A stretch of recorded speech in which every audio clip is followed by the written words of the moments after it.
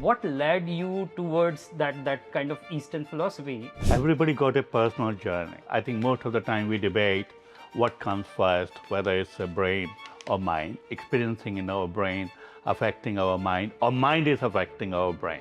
Because I read one of your article, you mentioned that healing is not just the body, it's also of the consciousness. We need to understand that your mind and body are interconnected. You pioneered multidimensional healthcare, right? What is that? I had a guru. He's the one who inspired me to understand the concept of happiness. Can we treat actually the body part using the mind or vice versa? When you're anxious, what happens? Now, they have a connectivity because mind and body are connected. A lot of social channels, a lot of reels, stories we keep seeing. Sometimes you lose track of what you are watching. India has become a suicide capital, for example. We will have a major challenges of mental health by 2035, and we're not prepared for that.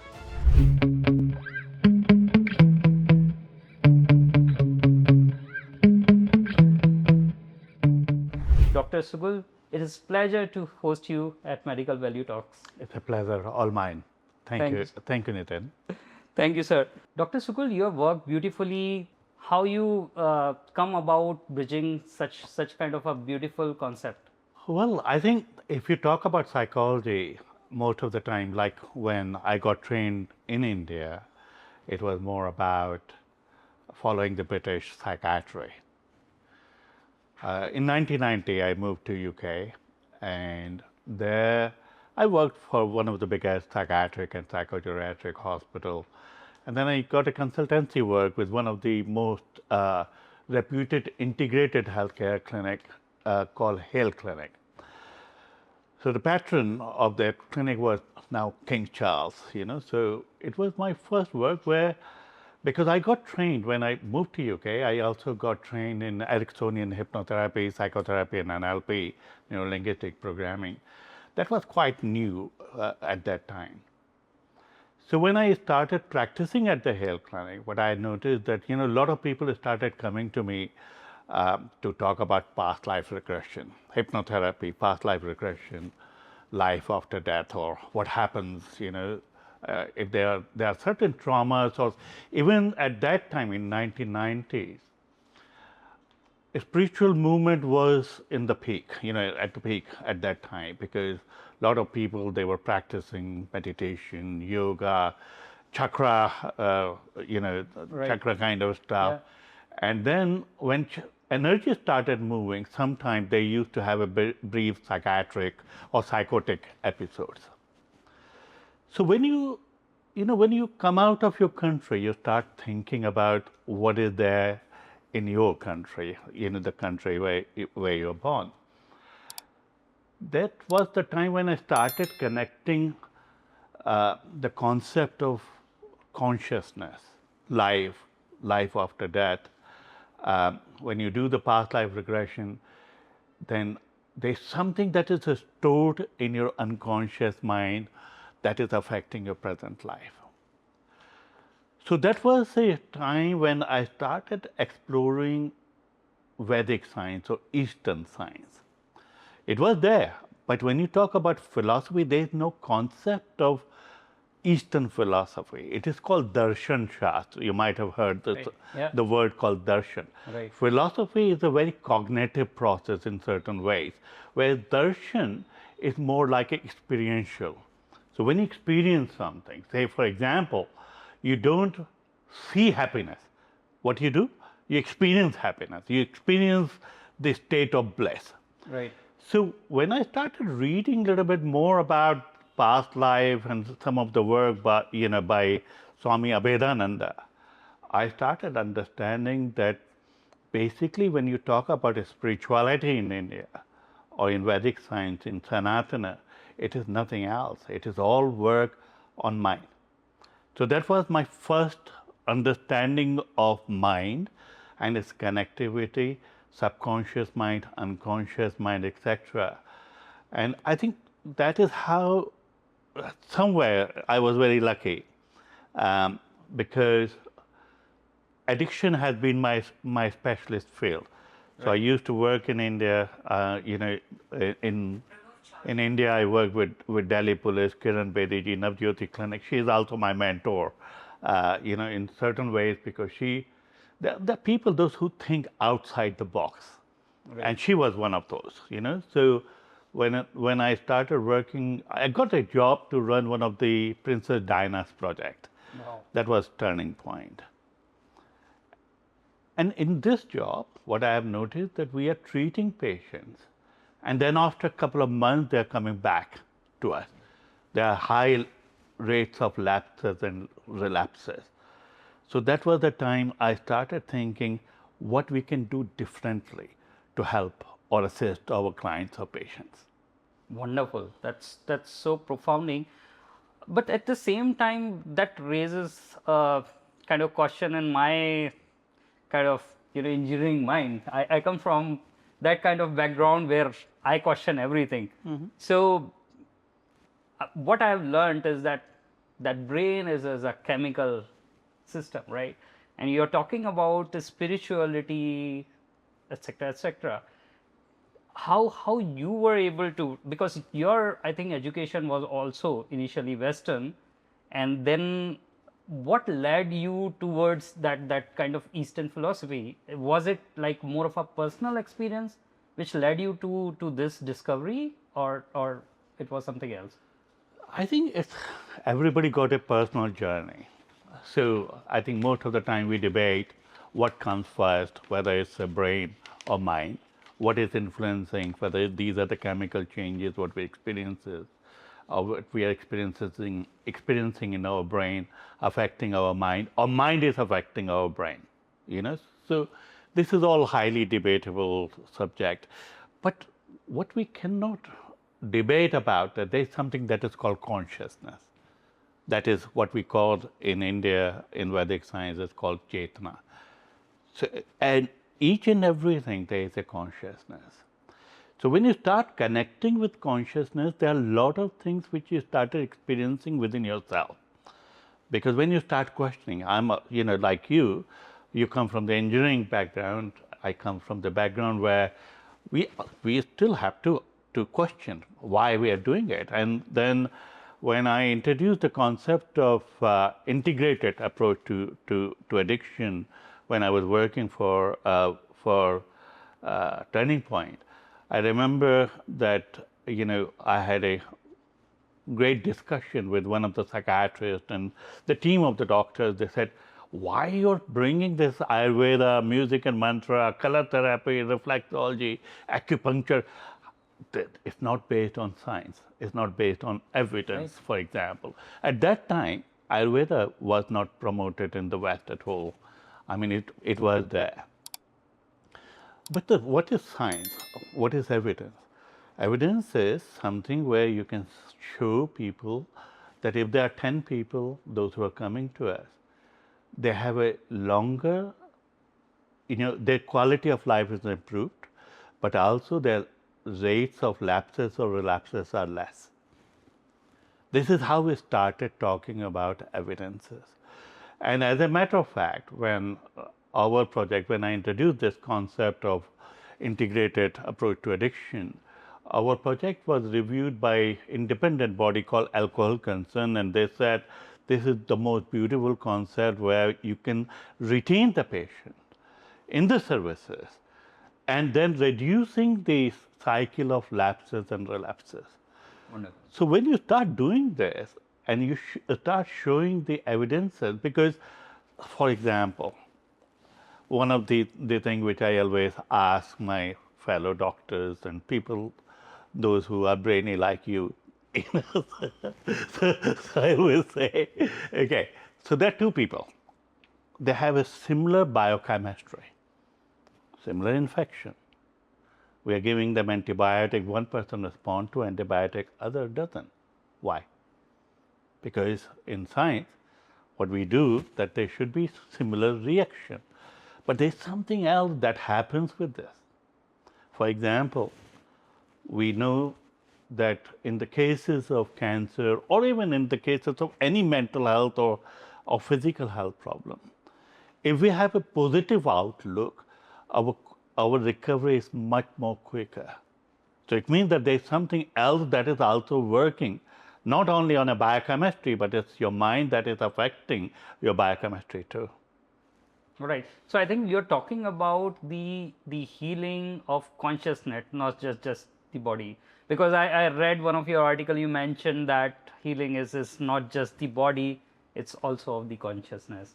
Is that what you are referring I to? think the consciousness is everywhere. So it's not about just consciousness or healing of the consciousness. We need to understand that your mind and body are interconnected. So what I always say, that your mind is a bridge between your body and soul. Now, when you take your mind towards your body, what happens? That we are engaged only on a sensory level. Right. When you take your mind upward, then we go towards the Atma or consciousness, which we call supreme consciousness or state of bliss. That is state of bliss, that is what is required for us in this world. For example, whatever you do, there are a lot of people in this world. If I ask them, what you want, they will say, oh, I need a car, I need this, I need that. But what is the basis of that? You will see that everybody is looking for happiness. Right. But happiness, which is, if it is based on pleasure, that is dopamine, for example. Yeah. Right? Now you know. But if you're talking about the state of happiness, that what we call continuity of happiness, that comes and that derives from experiencing the truthfulness of yourself. That is your supreme consciousness. When you connect, that is more like a serotonin. So there is a difference. Even on a biochemical level, we understand that what dopamine, for example, is your pleasure.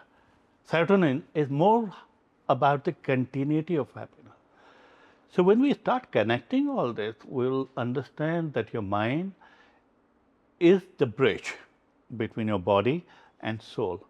But mind is the one, if you train it properly, it should rule your body instead of your body ruling your mind.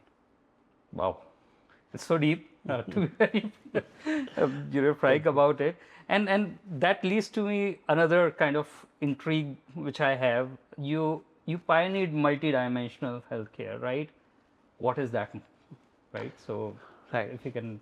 So I think you need to understand the background before that. The journey of my life is not on my own. It's not my journey only. I'm inspired by many, many people in my life. For example, I just shared the work of Kiran Bediji. Even Prince Charles at that time, he's a King Charles, but his understanding about Vedas, his understanding about the spiritual sciences, it was also a source of inspiration for me. But I had a guru, his name is Rajan Sharma Maharaj. He's not in the body at the moment. Well, he's not in the body, but he's the one who inspired me to understand the concept of happiness. With the help of, there's one Ayurvedic physician, when I started my clinic, he was the one who guided me, Dr. O.P. Tiwari. He came and so we started talking about what is health. Most of the time when we talk about health, we're just talking about body. Or sometimes, if we are lucky, we talk about mind too, right? But it's not just about the mind and body. So all multidimensional healthcare, how it is started, is that's also a journey what I had at Turning Point, for example, that one of the major reasons why we were experiencing lapses and relapses in the field of addiction, because you treat somebody for a couple of hours in a week or so, but then they're staying in the same environment. So there's energy where family members, they have a distrust or mistrust. They are thinking that this person is now trying and maybe after a couple of months, he will just go back. We also understand that there's something that is called chakra. Okay. Have you heard the name of Yeah, chakra? yeah. It's So energy cycle. to be very fair, in my childhood days, there was a serial called Shaktiman. Right. Wow. So the first time I heard about chakras is from there. Wonderful. So chakras, it means energy. So there are 7 kind of chakras, right? The first chakra is Muladhara, which is your base chakra. That gives you, like, you need to be grounded in this world. Our major problems comes with the second chakra, that is called Swadhisthana chakra. What is Swadhisthana? That's sacral chakra in English. What does it really mean? It represents water. Say, for example, your first chakra represents earth. That's why, if you just think about it, you know, the body is made of anomaya kosh, like 5 elements, for example. But your second chakra, that is a chakra where there is a water, and water is related to your mind.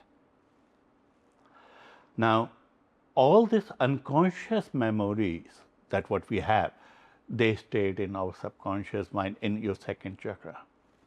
So if there is imbalances in second chakra, then what we are going to do, will experience lot of suppressed fears and desires. So in healthcare, what is important when we do the chakra assessment, we also look at which chakras are overactive or underactive and how they are affecting our life. So when we talk about multidimensional is based on comprehensive assessment of the patient. What does it mean? That everybody got expertise. For example, that I'm a clinical psychologist, so I can see things from the psychological perspective. There's somebody who's a medical doctor, for example, psychiatrist or general physician. They can look at things from their perspective, like the body perspective. Yeah. Somebody who's trained in energy and they can sense the chakras and all that, they can assess the patient based on what are the imbalances on chakras and energy in the environment. So we understand that all these 4 dimensions, they look different. Your body, mind, energy, and environment, but they are interrelated. For example, that you might have noticed that if there is an argument going on somewhere and you're part of that argument, it's going to affect you. Absolutely. No? Absolutely. If there is a death that happens and the moment you enter into that house, you feel something is not right. Even you might have noticed that people, like, there was an argument going on, and the moment you enter into the house or room, everybody is smiling, but you feel something is not right. So it means that energy is there. What is energy? Energy is not only the placement of the stuff, it is also your thoughts. Wow. Because your thoughts are gross energy, right? So what happens that when we do the comprehensive assessment, we look at all these 4 things together, and me as a director of clinical services, I look at what could be the most suitable treatment plan for the patient. So multidimensional healthcare is based on assessment, but it is basically, when we talk about the treatment or therapeutic intervention, it could be a combination of anything and everything. There is nothing untouchable. For example, a lot of people, those who are in alternative and complementary therapy, they think we know it all, right? They say, oh, no allopathy. Right. Whereas some people, those who are in allopathy, an engineer like you or coming from that background, they say, oh, all these things, that doesn't work.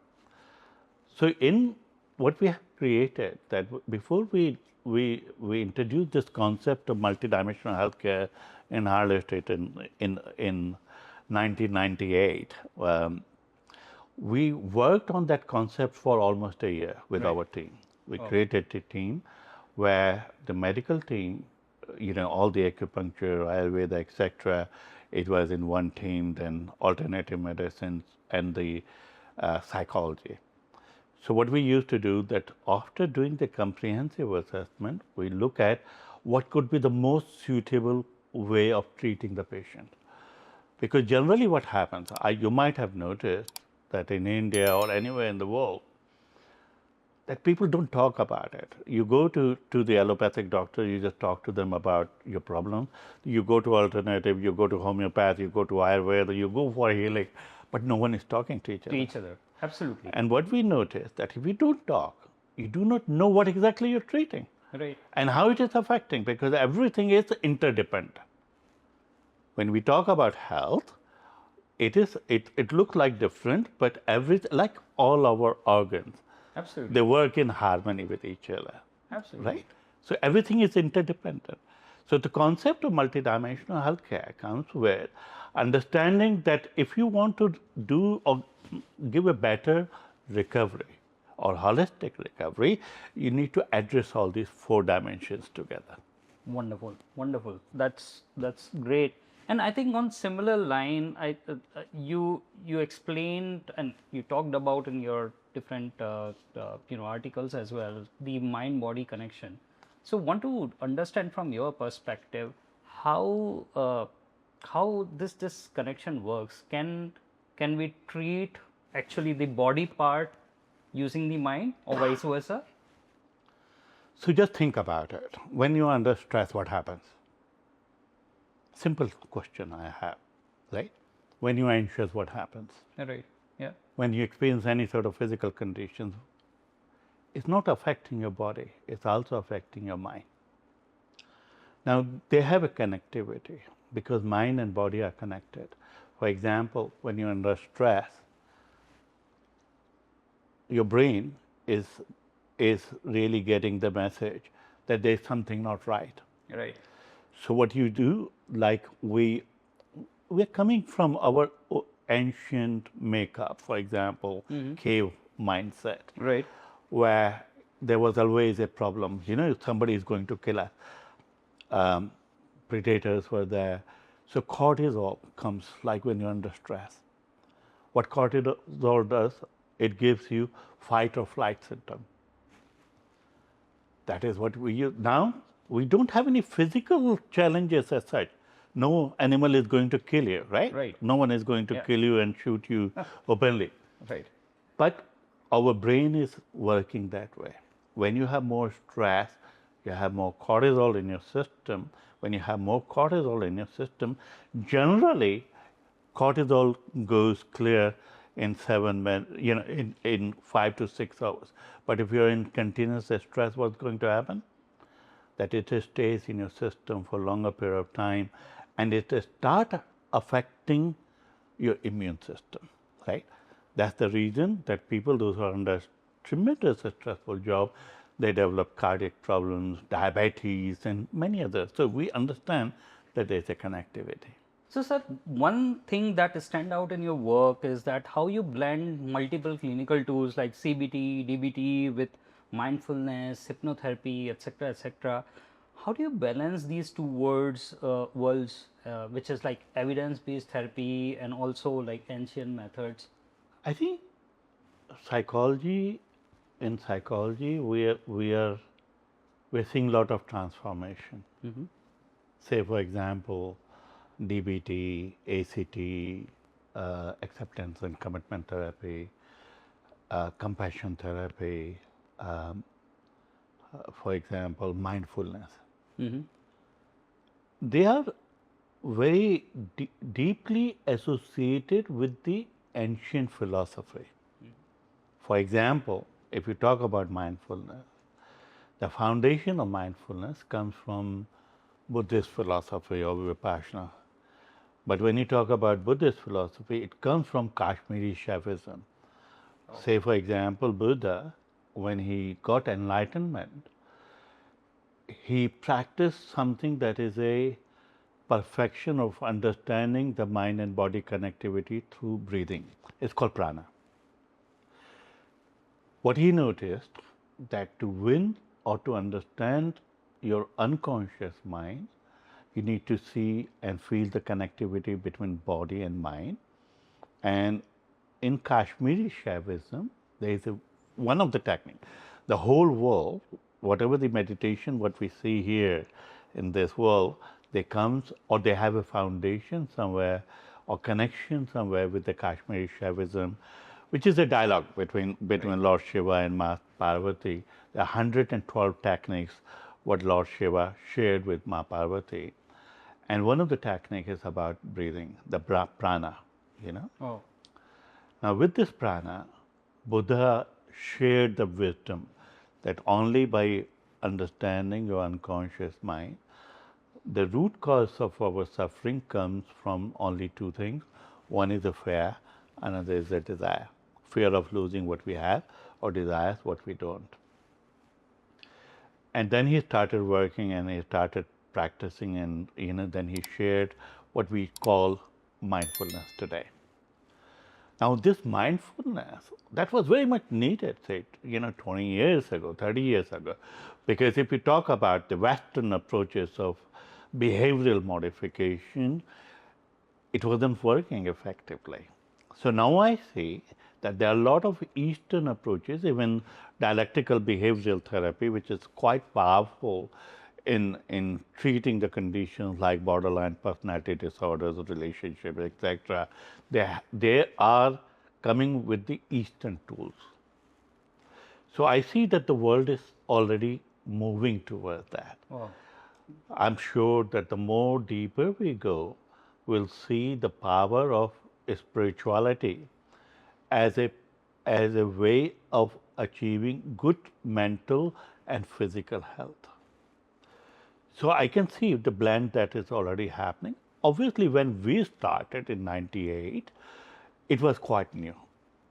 But we started talking about the mind and body connectivity. I developed something that is based on energy psychology, that your mind and body are connected, and then whenever there is any thought that enters into your mind, it affects your body. Wonderful. And in the similar line, what do you suggest to our audience how they can balance their mind and body, bring the harmony between both? So first of all, I think let's talk about this in three ways. First, understand the mind and body connectivity. So your mind and body, they are connected through your breathing. It's called prana. So if you want to master your mind, you need to master your breathing. So whenever any thought that enters and disturbs, say for example, when you're angry, what changes? Your breathing. Yeah. When you get excited, what changes is your breathing. Right. Right? So your mind and body, they are connected through your prana or breathing. So first of all, understand your breathing. Secondly, this is your mind and body connectivity. Second, which is very important for us to understand, that in West, we talk about mind, it's a flow of thought. But what does it really mean? Because if you read Patanjali, now Patanjali has beautifully described the functions of mind. He said that there are three functions of mind. The first function of the mind is recording. How we do record? We record through our five senses. Then the second function of mind is the power of discrimination. For example, you're listening to me, but you're also analyzing it within yourself, whether whatever I'm saying, it makes sense or not, isn't it? It's a power of discrimination. Right. But what he said, the major challenge is what we experience in our life, that is the third part of functioning of the mind, that is called ego. What is ego? It's identification. So first understand that whenever there is any sort of recording that is happening in our life, that's why Gandhi's concept of Bura na dekho, you don't look at things that are bad, or the senses inputs or sensory inputs what we have, they are quite important for us to understand that they are affecting our mind and body. Right. Right? If you understand that whatever the input you give to us, to your mind and your body, or to your mind, your body is going to experience that. Right. Right? So what does it really mean? That we are nothing else. We are just an accumulation of atoms, for example. Thoughts are what? Thoughts are inner dialogues. It will start with something. For example, that if someone's start fighting with you. Like there is a reaction. Now, reaction, what happens? Why reaction is happening? Because sound creates vibration. When there is a vibration, it creates feelings, emotions, and outcome. So understand that if you want to really balance your mind and body connectivity, you need to understand that do you have a power of discrimination or not? That's how cognitive behavioral therapy started. You know, I'm very frightened, I'm very fearful. But start contemplating. Contemplation means metacognition, thinking about your thinking. Is it real or not? 99% of the time when we experience any sort of anxiety, we are just predicting the future based on past or our past experiences. So understand what belongs to you or what doesn't belong to you. So these are the ways by which you can understand your mind and body through sensory input. Try to minimize the sensory input that is nasty. I mean, a lot of things what we see here in this world, they are creating energy disturbances. Right. So first of all, understand, and that's not only, not only to the adults, but also parents. They need to really understand that, the kind of influence what their children are facing right now by watching certain programs on TV, they will shape up their personality. Right, right. So vibration, emotions, and then feelings and action, they all are interconnected. Vibration, emotion, feeling, and actions. Wonderful. I mean, I can clearly see, especially on the new context with lot of social channels, lot of you know the reels, stories we keep seeing, and while you're seeing that, you sometimes you lose track of what you are watching, right? And you kind of goes into that negative mood of watching one thing, and then it keeps up to others. I think that changed a lot of psyche of us. That's the reason why we are experiencing more and more mental health problems. I mean, to be honest, what I see and what I heard so far, that even in India, we have, India has become a suicide capital, for example. Now, Right. we will have a major challenges of mental health by 2035, and we're not prepared for that. Why? Because we're losing the culture. We're losing our spiritual connectivity.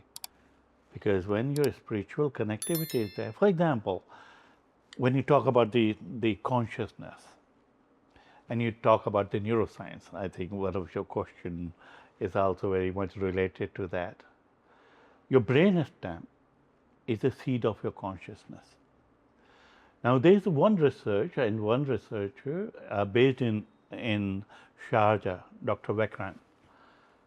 What he discovered or decoded that a lot of temples or a lot of places in India, India is a seed of consciousness. So when you go to the temple, for example, and you sit there, you're not on a very much deeper level, you're connecting with the supreme consciousness. So that's the reason why the Indian culture started the concept of pilgrimage. Up jao wahan pe. You go there and sit there, go to the temple, sit in the temple, garbhagriha, because it is the source of energy, source of consciousness. And when you connect with the consciousness, two things happen. One is a surrender, and second is acceptance. A lot of time on a psychological level, we are facing challenges because we do not really understand the concept of acceptance. Right. Absolutely. I can totally relate to it. There are, sometime when I visit certain kind of temples, even certain cities like Banaras, I visited, and it gave me, I don't know, a weird sense of, kind of fulfillment. It was, I don't know, somehow that city itself. The vibrations. Yeah. So there is one. Recently, I think a year ago, I was invited by Yogi Adityanath in UP, his team, they wanted to develop a Vedic research institute, or global Vedic research institute in Naimisharan. Now, if you get an opportunity to go there, the moment, if you're open, the moment you enter into the energy field of Naimisharan, you will feel peace. Why? Because it is said that there are still 72,000 gurus or siddhas, they are still doing the meditation there. So everything is a vibration. What I said, Right. everything is a vibration. Connect with the vibration. Connect with the consciousness. Connect with your inner core. Whatever the religion you follow, it's nothing to do with the religion. Dharma is a concept where if you do the right thing, whatever the input you're going to put, that's the concept of karma. If you do the right things will follow. So on the same context, and we are the generation of quick service. Can you suggest a quick practical approach or tip which our audience can take? Okay, so I think most of the time people in this world, I'm going to share something very simple but very profound. That is like if you experience any sort of sadness or depression or anxiety, or even if you have any suicidal thought, what you need to do, right? So just think about that mind either goes into the past or it goes into the future, isn't it? That's the function of the mind most of the time. When it goes into the past, what happens? It looks at the problems, challenges, maybe some sort of pleasures, etc. When it goes into the future, it predicts the future. So if you're experiencing sadness or if you're experiencing anxiety, what you can do, for example. So I'm going to share one very small technique with you. So can you see my body? Can you see my legs, my thigh? Just think about your left side is your past, right side is your future. Just I want you to practice this. So your left side is your past, right side is your future. Where is your present? In the middle. What is in the middle? Your nose, your breathing, right? So just close your eyes for a minute. Now take your mind into the past that creates any emotions or any recording that has happened might be disturbing. The moment you are there, just open your eyes. Okay? What I want you to do, look at me. So I want you to tap here. Stop, stop, stop. Say it loudly. Stop, stop, stop. Deep breath. Say present. Present. You need to say present. Present. Yeah. Where is your mind? Present. Wonderful. Now close your eyes again. Take your mind into the future. Anything that brings any anxiety or fear or restlessness. When you're there, just open your eyes. Okay? Now that was easy. Okay. So now you need to do the same. Okay. Stop. Say it loud. Stop. Stop. Stop. Stop. Stop. Stop. Deep breath.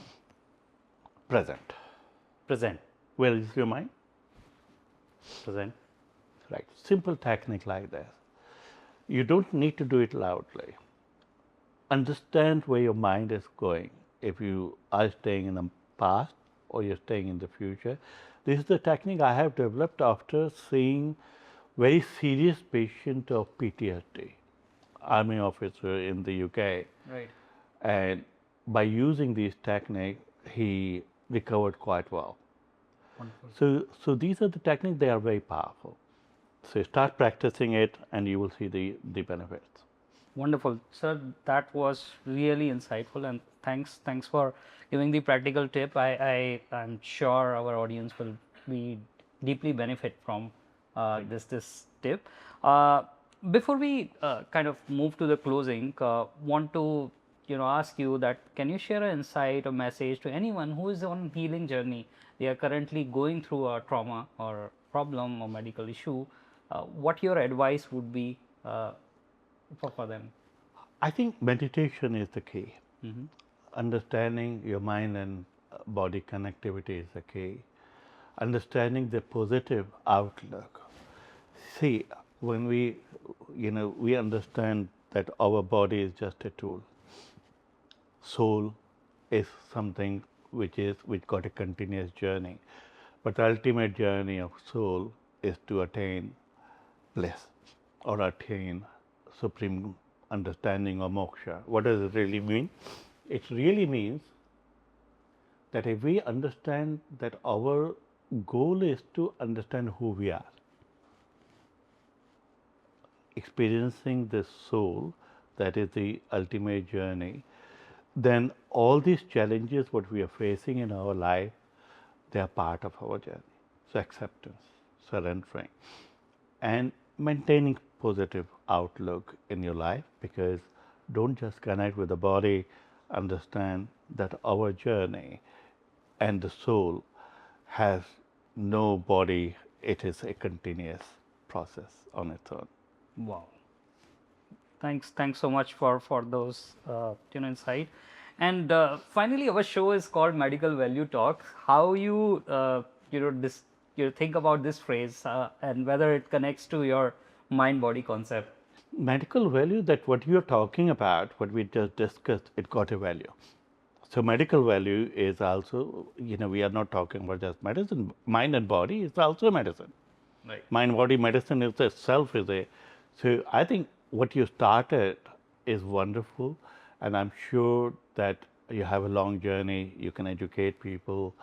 You can also transform their life, make their life better. Listening to someone doesn't make any difference. What matters is that if there are any key messages that we can integrate in our life, it's awareness is the first key towards the enlightenment too. Amazing. Thank you so much, Dr. Sukul. Your ideas were really insightful, really profound, and I think I really like the idea of that healing start from within, right? From deep conscious level, and then definitely with your inputs, the direction, I think our audience will greatly benefit for it. Thank you once Thanks again a lot for for coming calling. to our podcast. Thank you, Nathan. Thanks. Thank you. And for all our listeners, remember that care doesn't stop at the clinic. It begins with the awareness and compassion, as Dr. Sukul was speaking about. Thank you once again, and keep watching MVT podcast. And we look forward to host you again on our next episode. Thank you.